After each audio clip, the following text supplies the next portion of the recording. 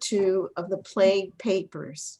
My backdrop today is the Metropolitan Museum, where it would be wonderful to be, but pandemic and about 3,000 miles got in the way of me actually being there. So that, in fact, is the reason that I made the Plague Papers, because I had no idea what I was going to do with myself during the period of being locked in my house virtually, and how I was going to fill all of my time.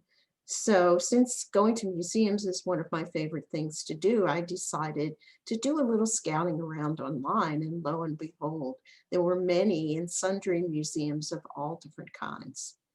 And I decided that, being an ekphrastic sort of a poet, I would write about those things and invite other people to do the same. And I gathered up a lovely bag full of these ekphrastic poems by many poets, some of whom I already knew, and many of whom are new friends to me. And I feel now as though we're a community, which is lovely, and that we are traipsing through these museums together. And I just love that we are at these readings, and we'll go to a third one on December 5th. And we're slowly but surely working our way through the poets in the book. So there is a link to the museum, to the book, The Plague Papers, in the chat early on. It's not a workable link, but you can at least copy it if you haven't already seen the book, but I think all of you have, because you're all mostly part of it. So, but it's there just in case. And I'm accompanied by my trusty co-host and editor, Katie Porter, who put the book together and turned it into the one thing of wonder that it is. Because I can think up weird ideas, but I can't execute them in the same material way as she can. So she has done that.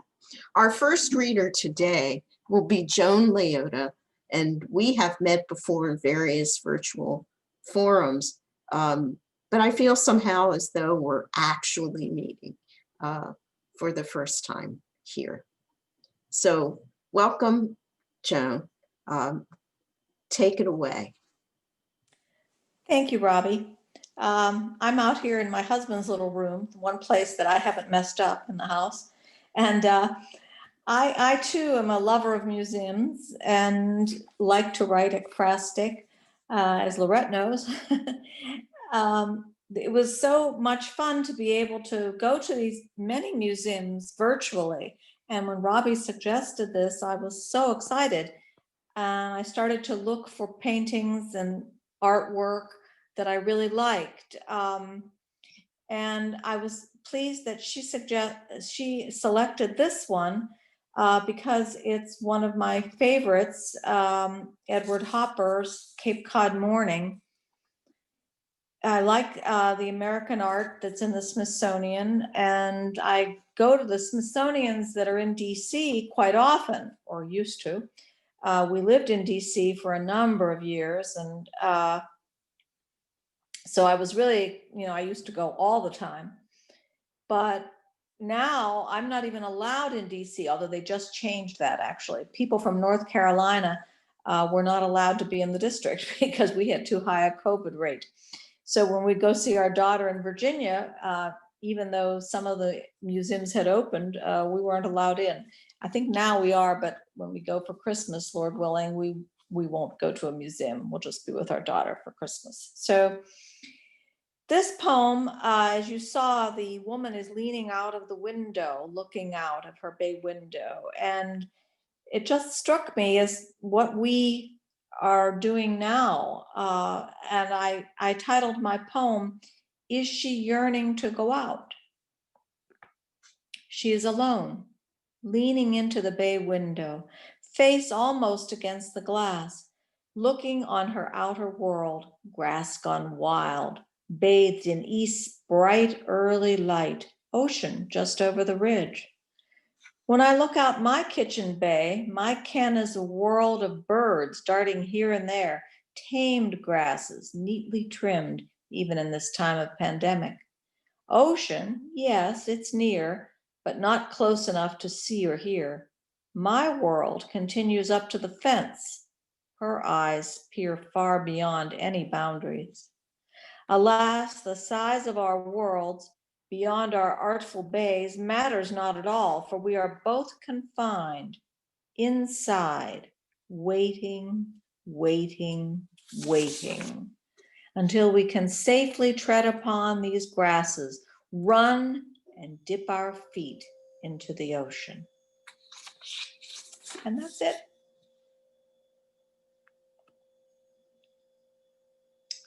Short poem.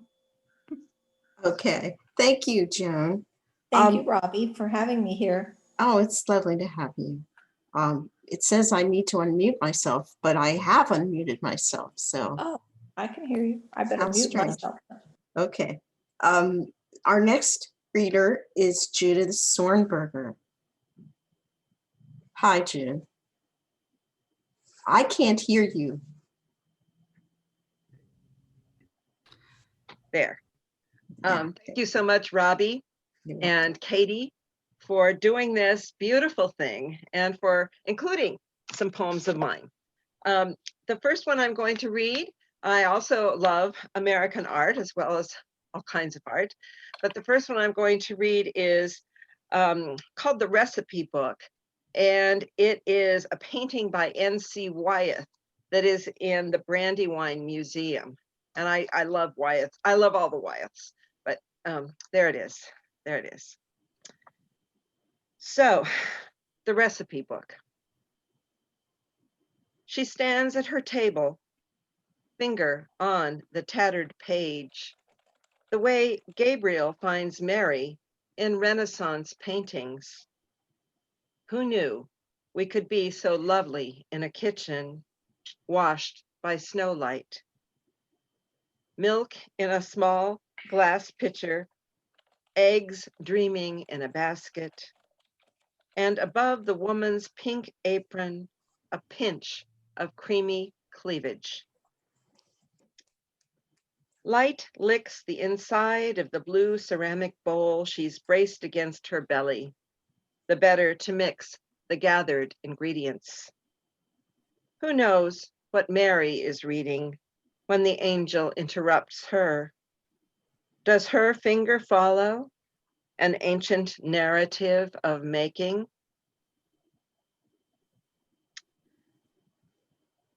Handed down mother to daughter, spattered with secrets, sacred as scripture.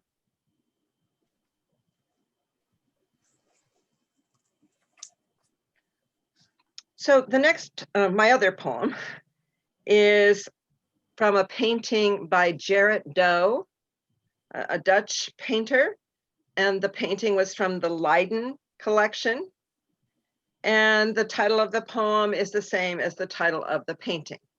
And it is Young Woman in a Niche with a Parrot and a Cage. And I might wait a second till we get the visual up. There we go. Thank you so much. Young woman in a niche with a parrot and a cage. She leans out her arched window, holding the open cage, face framed by downy carnelian wisps escaped from her coiffure, blue-gray eyes wide as the April sky, persimmon lips slightly parted as though to sip some sweetness from the morning. As yet, no band circles the finger on her hand where the sun-glazed parrot perches in his lapis iridescence. Full of words the woman's taught him during afternoons closed in together, balanced now between safety and freedom. What holds this woman to the ledge? the luster of pearls clasped around her throat? What if the parrot flies? What if she follows? What if the world offers uncharted colors? Thank you. Okay. Thank you so much, Judith. I love those poems and the paintings too. I was just marveling over the little niche paintings and wonder how many of those are hiding in museums in one place or another. Aren't they mysterious, Yes, they're mystical? kind of like gargoyles in their way. Our next reader is a maven of all things ekphrastic and publishes a wonderful journal, which if you haven't seen, you should, the Ekphrastic Review, and that's Lorette Lusagic. And I'm so happy that she sent me work, and I was very happy to publish her work, as she has many times published mine. Thank you so much, Robbie, for all the hard work that you did to put this together, and along with Katie for hosting us there. I think it's a wonderful project, and it's always great to see the Ekphrastic community come together. I have all these pockets of friends, and it's really, really neat. I wrote this one. I'll read one of the poems because it's longer. It was inspired by a Picasso painting, Cat Devouring a Bird. But that painting also reminded me of an attempt to adopt a cat who was feral after my cat died during COVID. So this poem is sort of a composite reflection on those things. The Hellcat. The occasion that Spencer came and left, I almost broke my teeth biting down on Jolly Ranchers. It was the time of quarantine. I badly wanted a creature to love again and assumed it would be enough. But he was a wild thing. He'd been left to his own devices in the concrete jungle I called home, and now he couldn't comprehend that fish and fuzzy blankets were there, his for the taking. The stress of his suffering drove me to drink, but midway down a glass of Shiraz, I was half soused and nauseous and wanted my own mind. My nerves were frazzled and I was desperate for oxygen. If he could have just taken a sip of water or a morsel of chicken in those tense 24 first hours, I could have turned in with a racy mystery and an Ativan and let sleeping dogs lie. But my senses were jarred into overdrive, parallel to his terror, and I was choking on the anxiety and racing with adrenaline.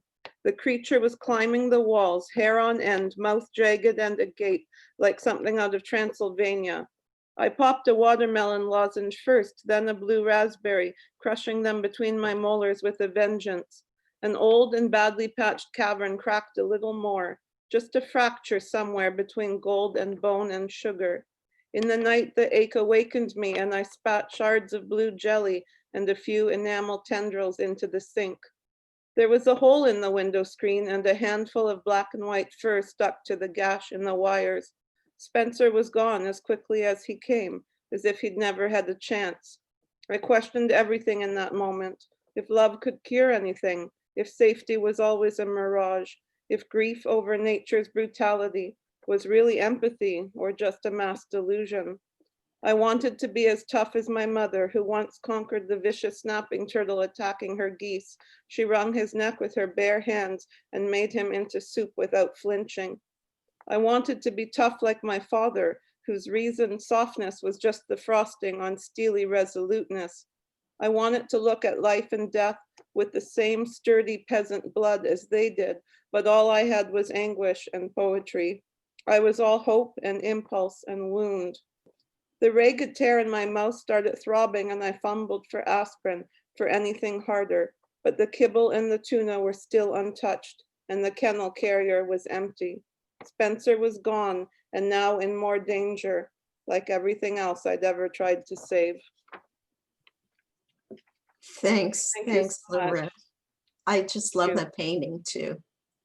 Thank you. It's a wonderful painting. Thank you very much. Our next reader is Marley Yeomans, who Um, she's many times been since I was about 19 years old, and we met in workshop as undergraduates at Hollins College. She's been a midwife to my poetry, and to my husband's too, Richard Nestor. And she introduced me to ekphrastic poetry, and she's written quite a few beautiful books of it herself. So where are you, Marley? I haven't seen you. There you are. I am here. The poem I'm going to read is called The Young Wife's Reply. I should say that it was originally published in Autumn Sky Poetry, so I thank Christine Plotchek-Lim for that.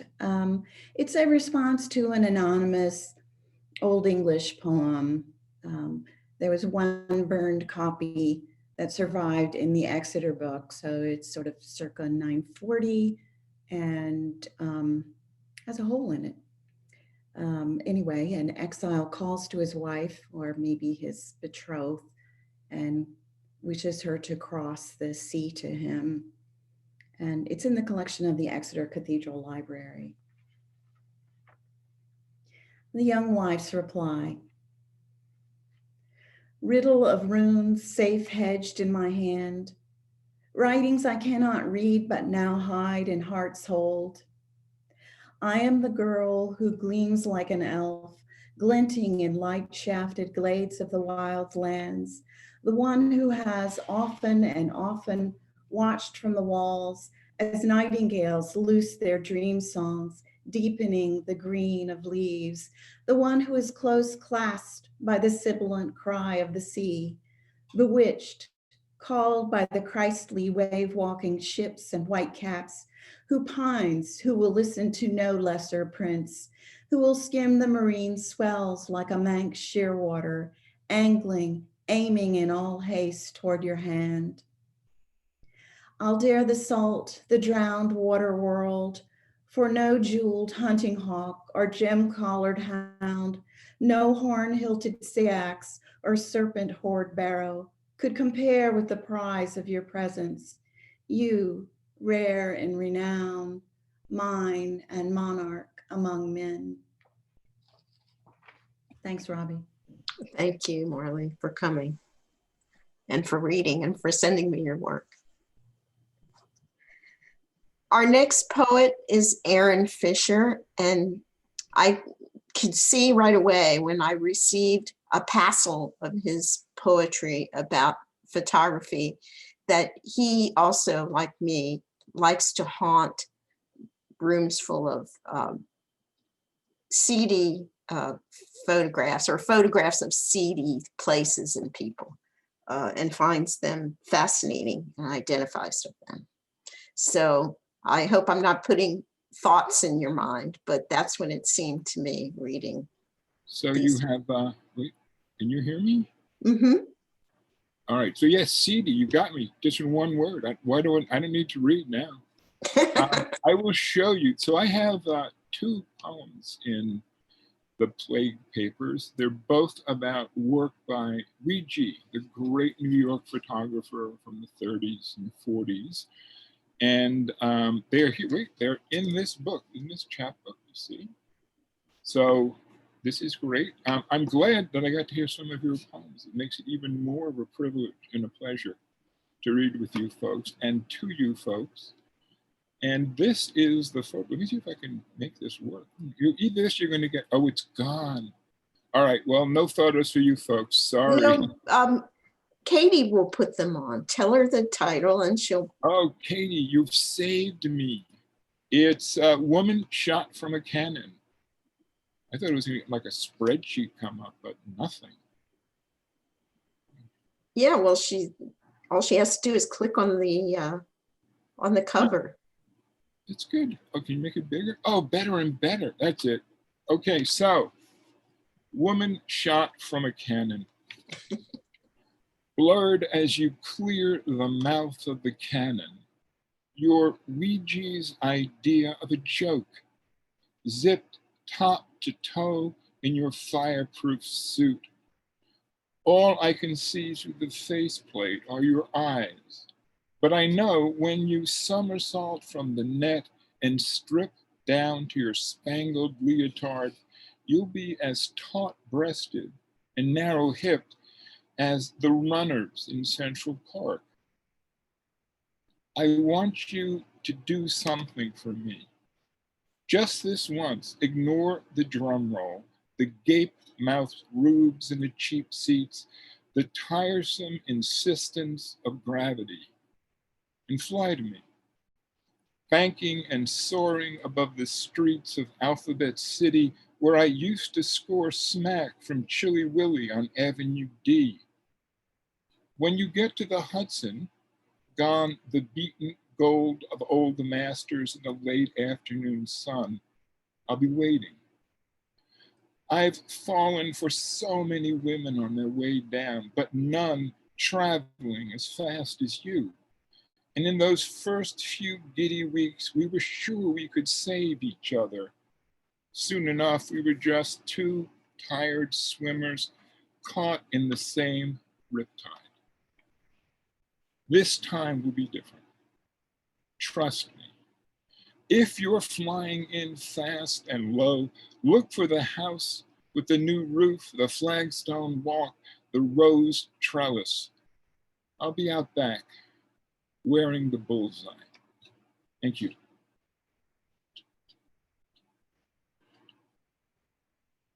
Do I have to turn me on? Wait, I'm still here. Wait. Okay. Okay. I thought you only read one. I guess I wasn't paying attention. Okay. Our next reader is Serena Augusto Cox, and I'm glad that I'm finally getting to meet her since I have followed her posts on Facebook quite often. Hi, everybody. I want to thank Robbie and Katie for publishing my 2 poems. The first one I'm going to read is about the bronze cat by Anonymous from the 18th century in the Guimet Museum in France. And the poem is called Superhero. My mother dotes on her Shih Tzu. He has snow mittens and more coats than I do. But our neighborhood cats run naked, bearing the cold to chase mice and run wild. Cats revered in Egypt, captured as sculptures in the 18th century, with mischievous smiles and clothed in capes like superheroes. Molded in bronze, cats can last centuries without corrosion, true to themselves, fiercely independent, and loved for it. That was the first poem. And then the second poem I will read is after a painting in the National Gallery of Art by Cecilia Beau from 1921. It's called Sita and Sarita. The poem is called Take Heed. I'm going to wait for the painting though.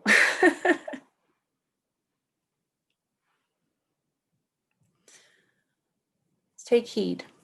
Sarita's mind is engaged, her thoughts secret away from all but her companion Sita. Her feline watches us, watching them, warily eyeing us, ignoring the calm Sarita's fingers imbue with each stroke. Absently they sit, Sita on edge, Sarita calm, fragile precipice of peace. Thank you, everybody.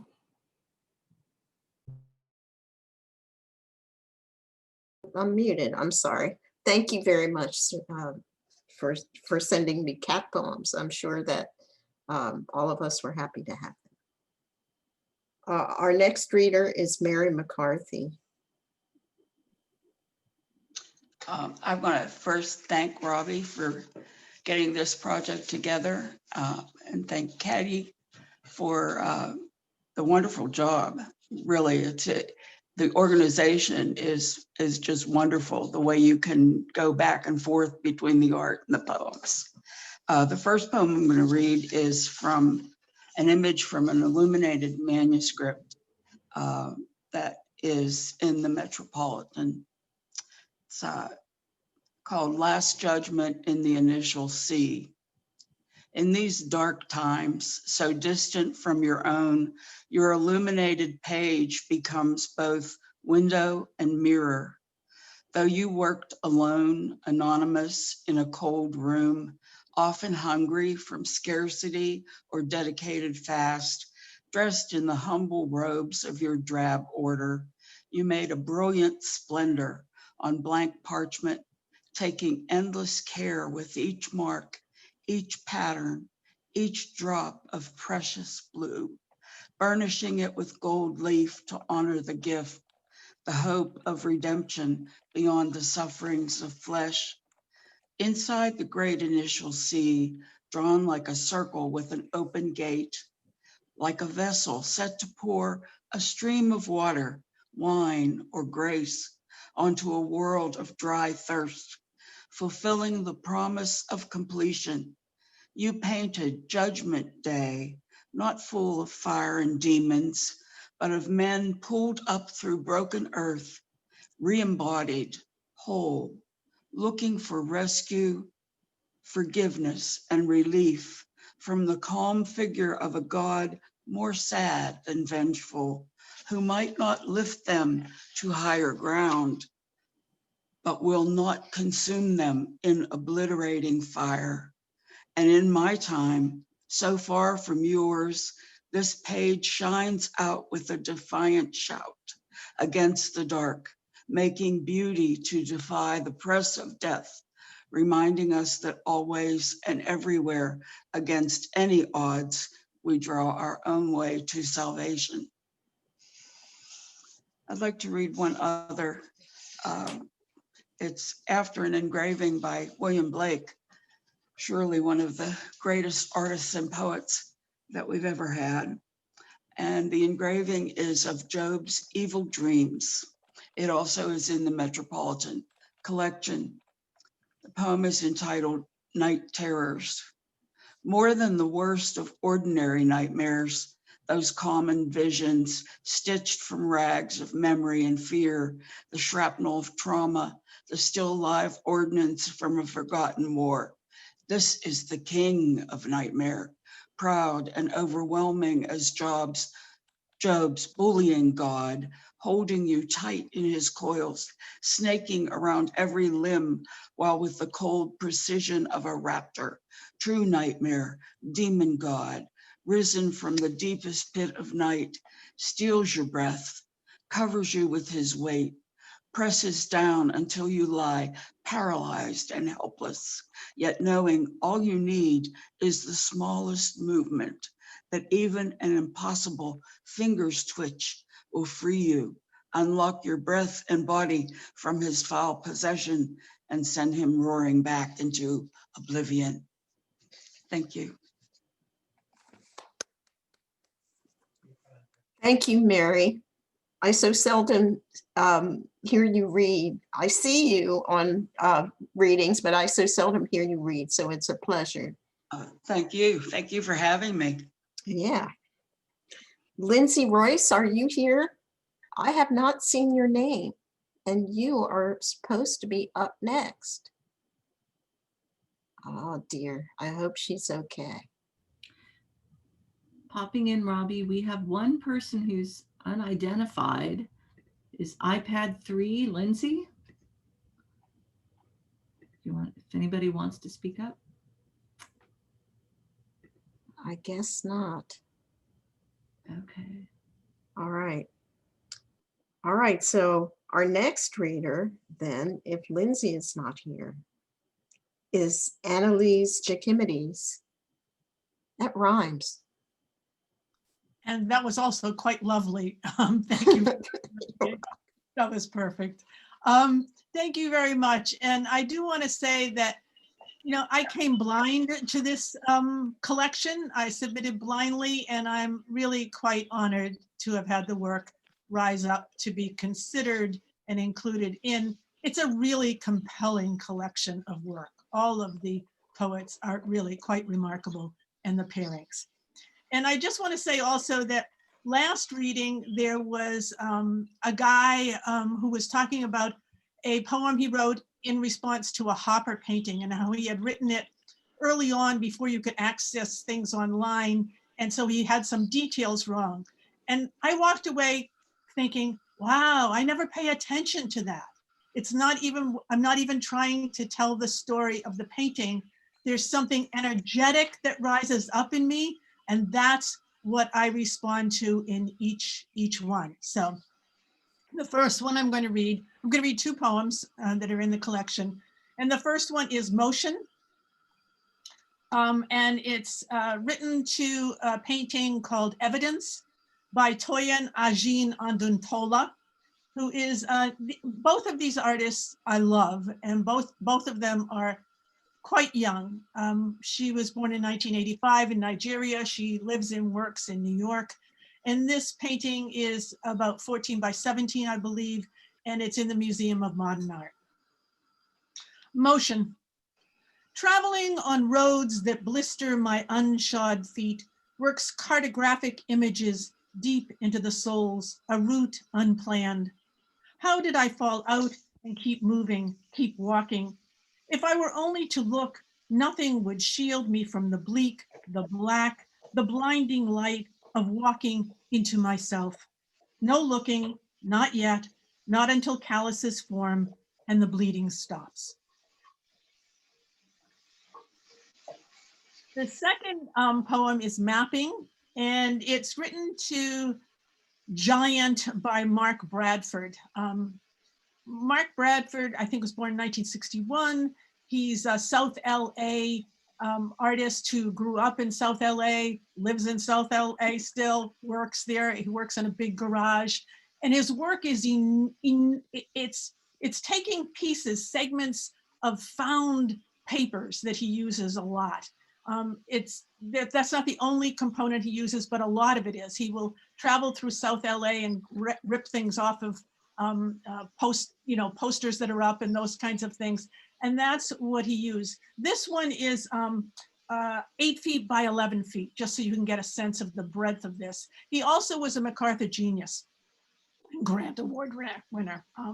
So there's this emotional core is what drives me here. So mapping. Do not be misled by tiny broken bones that look incapable of holding a teacup from your mother's old set of china, or a matchstick, the pretense of privacy, luminarias, buckets of discarded wings, a bruised cloud, split open, swollen seeds, an altar of dust, shadow driveways and chain link fences, a dump filled with broken plates, greasy paper towels, shattered styrofoam. Do not be misled by roads with a stoplight and a chalky white stripe, an arrow pointing right or left, front or back, any arrow pointing anywhere. Anyone or anything trying to tell you how or where or when. Do not be misled by instructions, the past, plans. Do not be misled by fear. Thank you.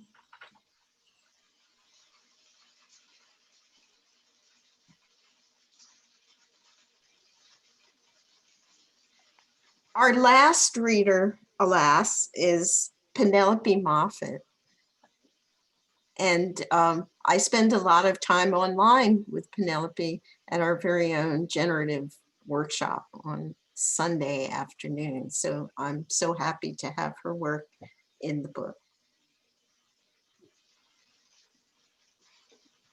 Thank you, Robbie. I'm very happy to be in this collection, and I've really enjoyed hearing everybody's work today and seeing the images while you read. It's just been a wonderful event. My poem in the collection is called The Railway, and it's based on a painting by Edouard Manet from 1873. And I actually started this poem last August, not this year, but 2019, as part of the August Poetry Postcard Festival, which I participated in now for 3 years. So I wrote the first draft onto the back of this postcard of this image and sent it off to another poet in the festival. And then this year with the pandemic, I went back into the poem and started trying to think what this woman, who she might be and what she might be going through. And so the painting the poem changed quite a bit this year. The railway. As if he were just a ruffle, the puppy is draped over a woman's arm. He's as pale as the lace peeking out from her dark velvet sleeves, as the pages of the novel open in her hands, as the diaphanous dress of the girl beside her who's turned away, who will live 45 more years, seldom speaking to her mother, then die of the Spanish flu. Despite her mild gaze, the woman thinks of running around the black fence behind her, jumping on the tracks, but something in the tightness of her lips says she will endure. Nestled in her lap, the small dog sleeps like a lamb, sure of the kindness of the auburn-haired human whose buttons bubble above him. Thank you. Thank you very much. It seems I forgot some people in making out my lists. I get so muddled with who has read and who hasn't read yet. So our next person will be Marjorie Maddox. And then after that, Penny Harder, last but not at all least. Well, thank you very much for this wonderful gathering, Robbie and Katie. And the first poem that I'm going to read is Liberty Quarantined. Oh, I love it. And I've always wanted to go up the Statue of Liberty. And the only time I ever got there was when I had two toddlers in a stroller. So I wasn't climbing any stairs at that point. But finally, when this call came out, I was in my backyard, kind of stuck in my backyard, and I took a virtual tour of the Statue of Liberty. Liberty Quarantined, virtual tour, May 2020. Outside at last here, I want to be inside at last there, and I am. Not across the choppy bay or too tired at the base with a stroller and two toddlers, but clicking and turning, high stepping up all those 154 steps, then scaling, even in my too obedient past prime imagination, all 305 feet, then touting ultimate freedom up and into the off limits since 1918, thinly coated 24 karat gold flame. Oh, say, can you see me here at home, stretched out in the fenced in backyard, cyber traveling, but also there by the dawn's early light, when the world still operated. Oh, I'm sorry, by the dawn's early light, way before official operating hours, once upon a time, when the world still operated. We hold these truths. Oh, give me your tired, say, can you, your poor, see your tired masses yearning at the tip top of the world on fire to breathe, even here at the bottom, wretched refuse, even here, homeless, homebound, even here. And I probably should just show you the way it looks on the page too, like that. Okay, and then I'll read the other poem as well. And as you could tell, I had kind of pandemic on the brain when I was writing and submitting these. And this is a virtual tour of the Prince Henry Hospital, Nursing and Medical Museum in Australia. And I was really struck as I was watching the virtual tour, you know, just going from room to room and seeing all these displays. Many of them were talking about surviving a pandemic. Prince Henry Hospital, Nursing and Medical Museum. In Little Bay, Australia, the injured, the isolated, the highly infectious, and now you, dear reader, unrolling the bandages, passing the scalpel, wiping the brows, stacking the bedpans, pushing the wooden wheelchair down the long hall toward the next century's death and disease, which is today, Memorial Weekend 2020.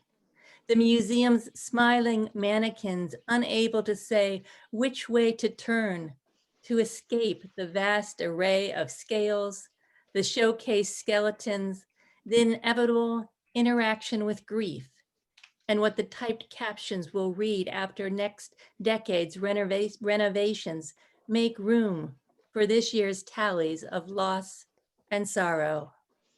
Go now, out the unlocked side door and onto the wide front porch. The ocean is still there, crashing or cleansing. Listen, decide whether or not to breathe. Thank you. Before you go, I wanted to ask you about those wonderful earrings that you're wearing. Oh, these are the only thing that I could find that was from a museum. So now I can't remember where I It's got an them. eyeball, yeah. I know they're from an art museum gift shop. I just love them, and they go so wonderfully well with your spider webby kind of outfit. Oh, thank you. Thanks a lot. Our last reader, I think, if I didn't forget someone, is Penny Harder. So take it away, Penny. Okay. I'm unmuting. Am I ready? Yeah. Unmute myself. Okay, shall I wait for the first one I'm going to read is The Ritual Mask. I have to tell you, this whole project, Robbie, I didn't know how many museums were out there, let alone, online. And I found the most astounding places, like the hospital that she just showed us, but like underwater museums and a museum of masks. And I was drawn to the Museum of Masks, which is the first one I will read, because we are all masked so much of the time. And that comes in, of course. So the poem is called Ritual Mask. And there's a prefatory note. The Tamang, an ethnic group living in the Himalayan regions of Nepal, practice Tibetan Buddhism and produce primitive-looking masks for use in shamanistic rituals. Ritual Mask. This mask has the look of a mountain. Its hard wood hacked from an aged tree in a virgin forest, chin cracked, eyes and mouth like caves, opening into the black depths of mind where shamanic energy buzzes. Yesterday, I opened a package of masks sent from China, not from any mystical mountains, but probably made in some sweatshop, poorly paid laborers churning them out. The white one I wore to the market parking lot had a pinched nose peak like a bird's beak. I did not become a bird, did not fly home with food in my beak, but merely unloaded my groceries, ate, and went to sleep. Tribal peoples believe that shamans can take flight, becoming ravens, or run through dense woods as wolves, craving prey. I would be a raven, calling harshly as I spiral far above. I would peer through this mask's ragged eyes to see past what is to what may be, seeking any vision beyond the singular dimension of this pandemic slice of time. So that's this one. The second one is, I don't have the name of the painting, but it's the Georgia O'Keeffe Museum. And my late husband and I lived for 11 years in Santa Fe. And I, of course, visited the museum a number of times. And can you find it, Katie? Yes, you can. Good, great. The Beyond, it's called, right. And it immediately reminded me of times twice when, in the same trip, when I was in Marfa, Texas with a friend, and I wanted to see the infamous Marfa lights. And so this immediately was like the horizon that I was staring at, praying I would see them. The Marfa lights, Marfa, Texas. We sit on the cold bench for hours, staring at the darkening silhouette of the hill line, the tower with its flashing red warning light for planes, and headlights snaking down the slope of the highway.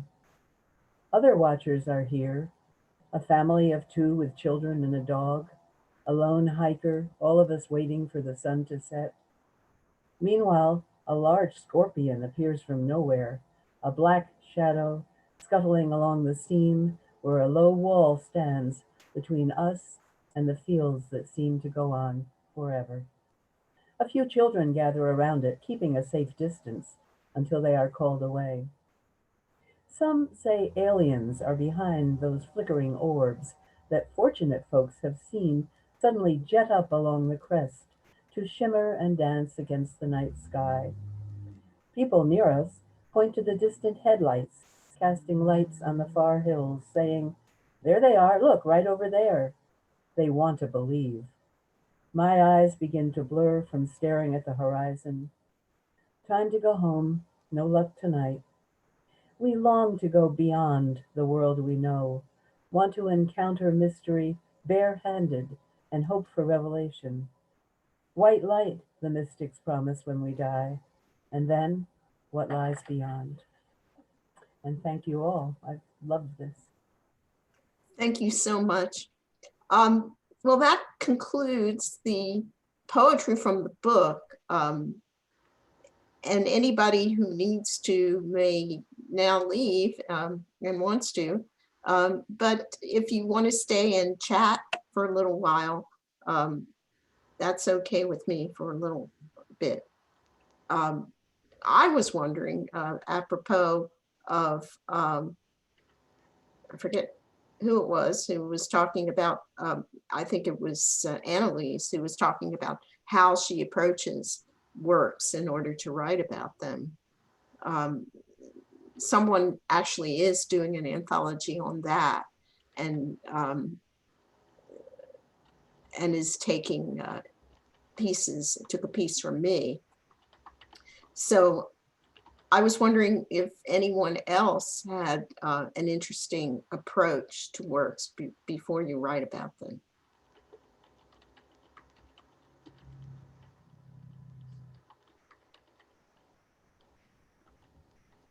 Guess not.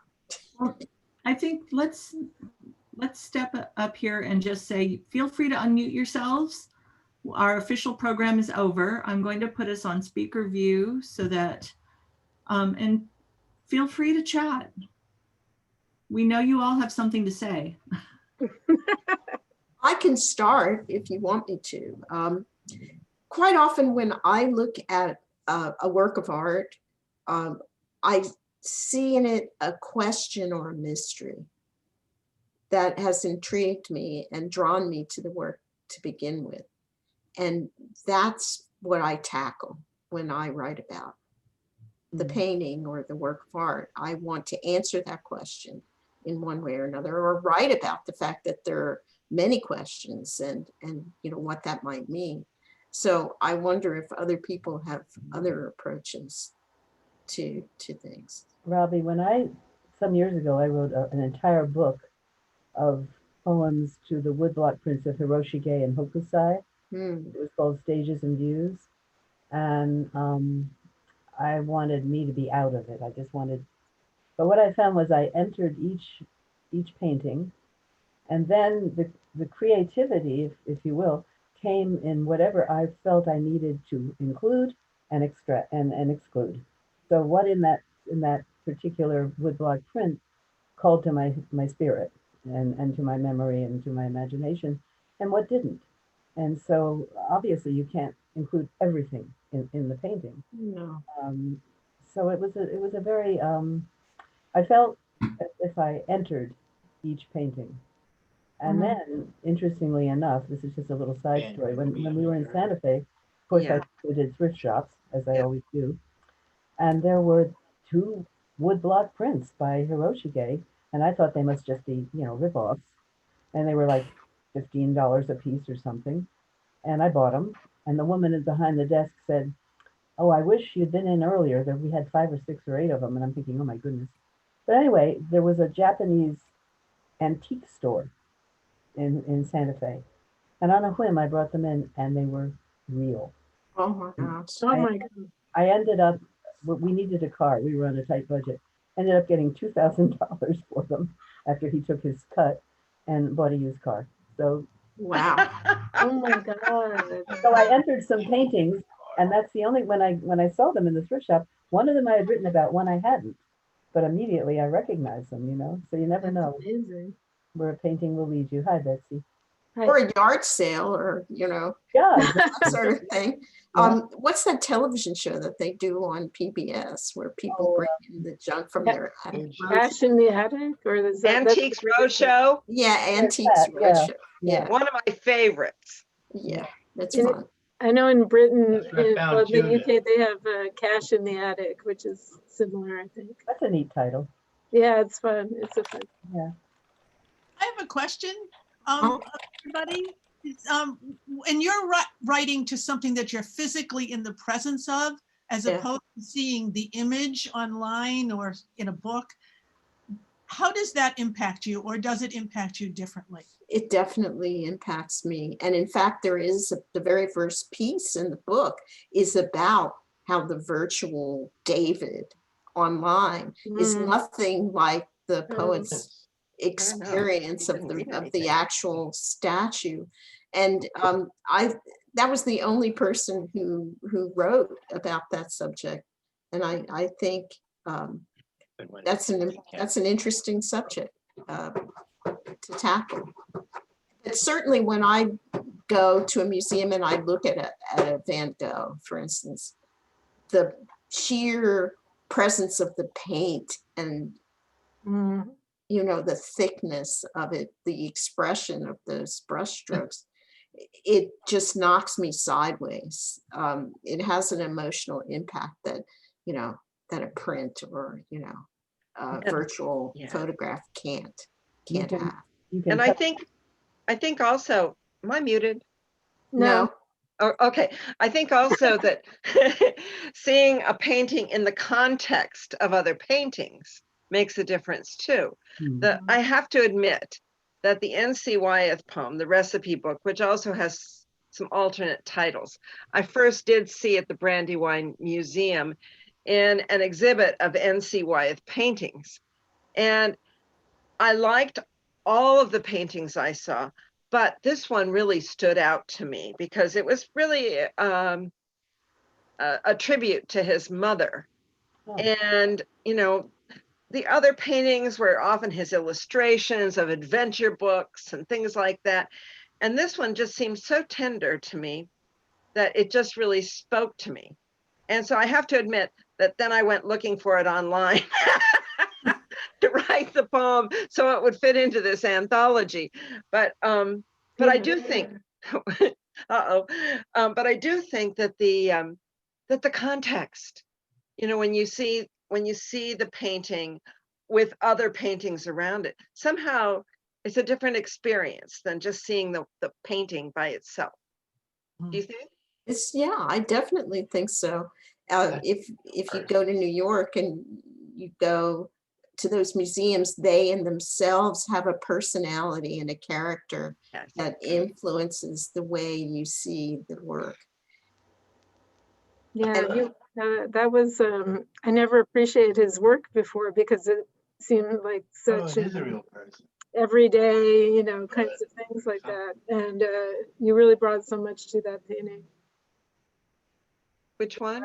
The recipe book. Oh, the recipe book. Oh, thank you. I never would have looked at it like that. It was really made me appreciate it, and your poem brought such another dimension to it. Thank you so much. That's one of the joys of sharing like this. Yeah, isn't it?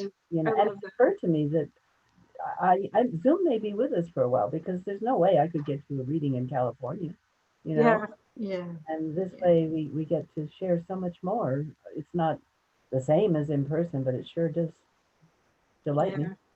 Yeah, you get to hang out with people that you would like to hang out with, but you can't because they're too far away. And I hate to drive.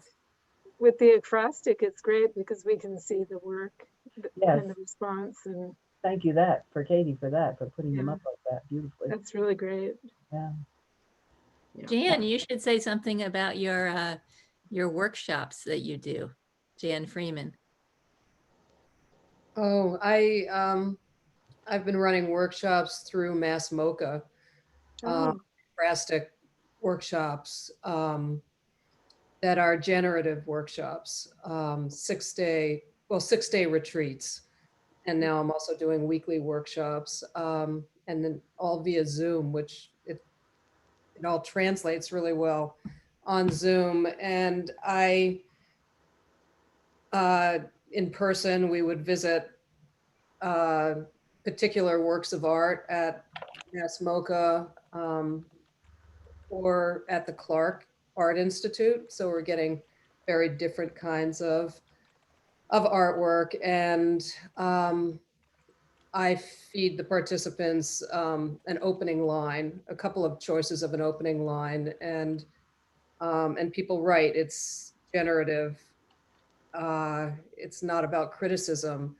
But what interests me in terms of using visual art for myself and why I started to do these retreats is because for me, I find looking at certain paintings, sculptures, installations,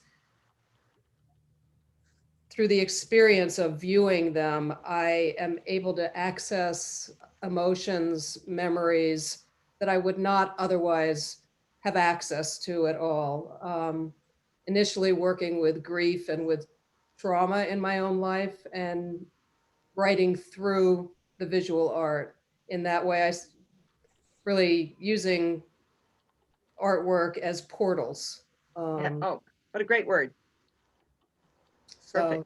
And do you want to post a link to your workshop? So if people want to investigate them, they can do Sure. that. Thank you very much. Yeah. Can I be totally obnoxious? And yes, of course Sure. I can be. I'm going to be totally obnoxious and Why be an exception? toot my own horn a minute, because today, just today, I have a new book out, and it's called Angel Chimes, Poems of Advent and Christmas. And many of the poems are ekphrastic poems. And some of them, it's from Shanti Arts, and some of them are have the artwork with them. So I just, just because it came out today, I have to say that. Thank you. Marjorie. Congratulations. That's Thank you. wonderful. You want to put up the link also? Yeah, go ahead and put Can up I? the link. Okay. Of course, any of you can put up the links to your books. And Aaron, you can put up the link to your book about the photographs. Yes. Because it's a wonderful book, which he so kindly sent to me. And I just loved reading it. Did Aaron not get to read his other poem? Did he? I wondered about that. You know, I may not leave yet. I think he's gone. No, there he is. Aaron, would you read your other poem? Aaron? Oh, I know. Yes. Can you hear me now? Yeah. Yeah. All right. Yes. It's a very. Only Katie can't. I don't think she's going to be able to put up. I'm here. I might have to take a phone call if my phone rings, but I will share the art. So the name of the photograph is The Gay Deceiver. This seems to me to be one of the like most Ouija of Ouija photographs. Yes. Eager as an ingenue at her coming out party, this skinny kid in lipstick and a thrift shop mink, smiling, radiant, hikes his skirt scandalously high, flashes a lace-trimmed slip, a lean length of thigh, and poses between the patrol wagon's wire mesh doors, a generous brimmed hat tipped back on his curls, happy to be the camera's focal point. A man caged behind him in a gray suit, face hidden behind a fan of fingers, as if he had something left to protect. He feeds on his own hunger. He wants what he wants, the beautiful boy, before time takes its steady hammer to that smile. And that's it. Thank you for putting up the art. It's amazing. That's wonderful. Thank you so much for returning and reading that. If you want to put up a link so that people can get it, and I do recommend it absolutely. If That I weren't last such a, line was just a killer. yeah, Thank you. if I weren't a lazy sod, I would write a review of it. Oh, I'll write the review and just you put your name on it. It's fine. Great idea. Maybe I'll get around to it. After all, it's been out a few years. Yeah. Yeah. Mm. Well, anybody else have anything to say about their response to artworks? How about you, Marley? Can you say something about your collaborations? Marley? You mean with Clive? Yes. And you've collaborated with others too, I think. Yeah, that's true. Yeah, mostly I've collaborated with Clive Hicks Jenkins in Wales.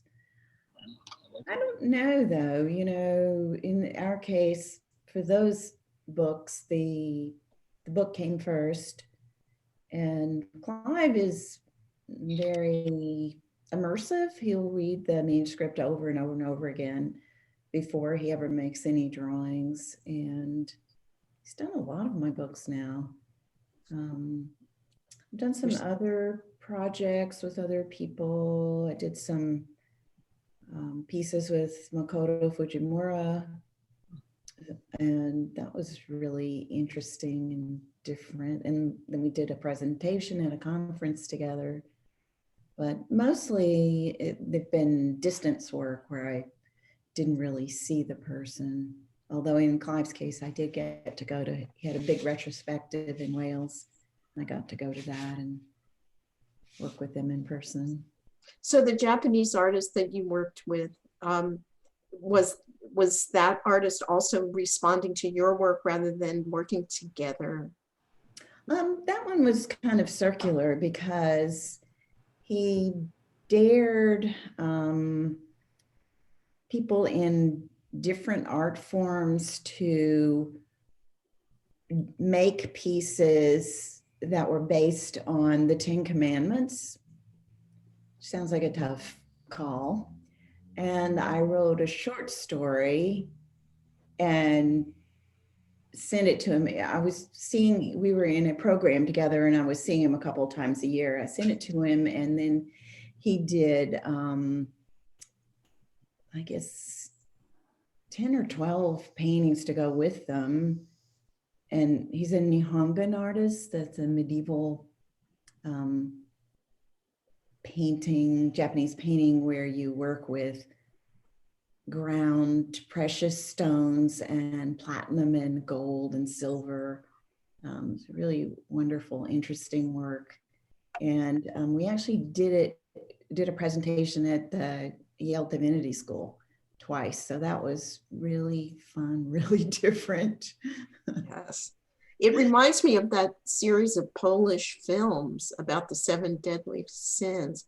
What was that filmmaker's name? He made Red, White, and oh, right, yeah. Yeah, I love those movies. In fact, I taught one of them. I taught White, I think it was. And they were all brilliant and very different, as the sins are, I suppose. I've been doing a lot of collaborations recently as well, and I find it extremely inspiring because, again, kind of what Jan was saying, there are things that I maybe would never have thought of or would have never have approached, but then I'm kind of given this prompt. In fact, I'm giving another reading for About Place journal on Friday, and Karen Elias, a photographer I've been working with, had a wonderful piece on memorial for George Floyd in black and white. And that was a great prompt for me to kind of, delve down into some of the things that I was thinking about. But she also has a whole series of poems with this heart-shaped stone. And because I've written an awful lot about my father's unsuccessful heart transplant, that worked really well with some of the stuff that I'd already written, and then prompted me to write completely new poems to go along with this image that she had, and kept putting it, different places in her world, outside, inside. So yeah, really kind of inspiring to, I think, to collaborate with somebody else. Well, I did a whole collaborative manuscript, or I tried to, but nobody could afford to publish it. Oh, It's got 85 pages and 35 plates, mostly full color, by wonderful artists who I really, they are kind of pissed off at me that I can't find a home for this book. And many people have liked it and admired it, but said that there's no way that they could afford to publish it. You might try that Shanty Arts where Judith just had her book published, because they do beautiful full color. I don't know about that many pages, but I have a brand new manuscript and I'm using links, and I'm using a few works, but also mostly links. What were you going to say, Aaron? Were you going to say something? I was just saying, good for you. That's a very expensive book you're looking at. I know. I get these crazy ideas. I do it with Halloween costumes too. I mean, Marley might remember the Halloween costume that. Do you remember the fly when I did Superfly? Do you remember that? And read my poems in this Superfly outfit with a proboscis jumping up and down on my nose. I'm really glad you did that. It's so creepy. Yeah, I made a cape and I had black and white, red, white, and blue sneakers and little legs cut out of cardboard crossed on my chest, and big compound eyes that my husband, who wasn't my husband yet, stapled together with the bottoms outwards so that, they were just, boy, that was heavy. That's what you should put the picture of.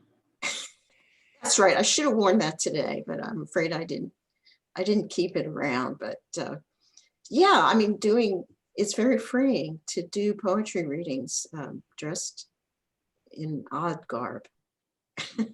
Hi, Robbie. I'm just popping my head in. Okay. We just had somebody join the meeting late. Oh, no. Martin. Hi, Martin. We're officially over. I'm sorry, Martin. You got the time mixed up, I guess. I'm so sorry.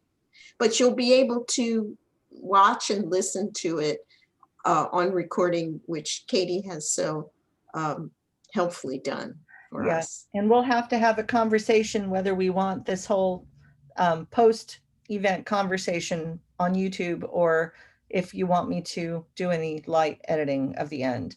So, yeah, I guess you can do some light editing at the end, although I think that the process discussion. I'm fine leaving it as long as everybody's comfortable. But I'm going to have to adjourn the room pretty soon because I have to start getting ready for my next thing. And I've got a phone call to take. So, all right. Thank you. Bye, everybody. Thank you so much. See you on December 5th. Bye-bye. Bye. Everyone. So cool.